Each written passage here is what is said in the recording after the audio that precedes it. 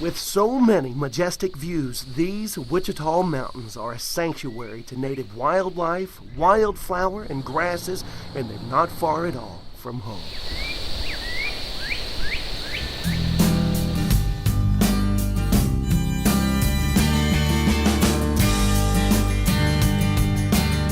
He was Comanche.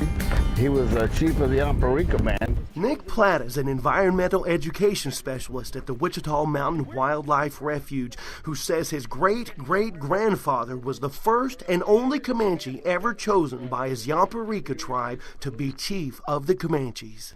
You said he was around Mount Scott in that area? He was around that area. His camp was around the Mount Scott area. His name was Tabinanika, and it means in English, here's the sunrise. Once he was chosen as chief, it was the time of their surrender, so he rode into Fort Sill with White Wolf and the Son of Tin Bears to surrender, and they did. And he was kept prisoner at Fort Sill for 15 years. Then, after his release, Tabinanika died on his way to Washington, D.C. to plead for Comanche liberation.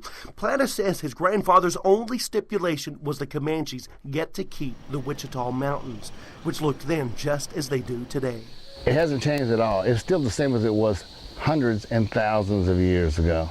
And everyone in this area, Texhoma, ought to be proud of this fact that this was the first place ever in the whole wide world that was set aside to save a large land animal, and that's the bison. It was established in 1901. There was several years before that they had determined that the bison was going to go extinct and started looking for a good place to put it, and to keep the refuge out of the Oklahoma land lottery and be opened up. It just made a good fit for saving this area and bringing the bison back. Deanna Mallow's an environmental education specialist as well on the roughly 60,000-acre refuge, who sees people here inside the visitor center from all over the world. Deanna's son, Axel's one of them. I like to go everywhere, look around places and push buttons.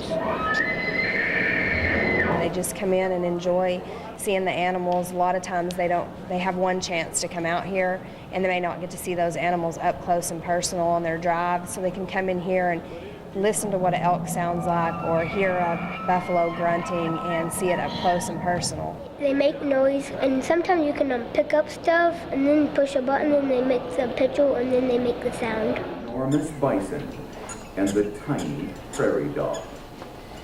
This little dog is known as a keystone species. We have a 15-minute video that gives the history of the refuge, why we were established, the animals that you'll see there, and the importance of preserving a place like this. A place that's home to the largest expanse of southern mixed grass prairie left in North America.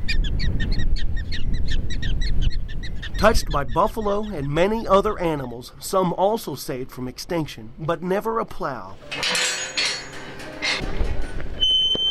The Wichita Mountains Wildlife Refuge is also home to the nation's longest-running Easter Passion Play right here in the Holy City. Glory forever. Some say this 66-acre area looks much like Israel did during biblical times. Yeah, when I was a child watching the Passion Play, I knew about God and Jesus and everything, and when I seen it then as a child, it was moving, and I carried it with me through adulthood, and now coming out of being an adult, it's definitely amazing, even more amazing than as a child. Just coming back, it just reinvokes all that spirit and reaffirms beliefs. Not far from the Holy City sits beautiful Mount Scott. Its elevation comes in at just under 2,500 feet and offers breathtaking views and a perfect lookout over the oldest managed wildlife preserve in the entire United States and one of the oldest mountain ranges on Earth. And these mountains themselves are 550 to 600 million years old.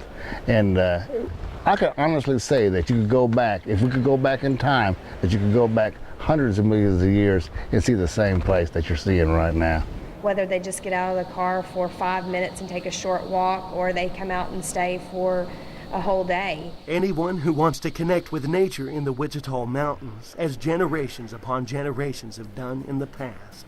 The Wichita Mountains meant everything to them. The Wichita Mountains, he had a relationship with them, and as our ancestors all did back then. The Wichita Mountain Wildlife Preserve is a special place that, as in the past, will be preserved for many generations to come.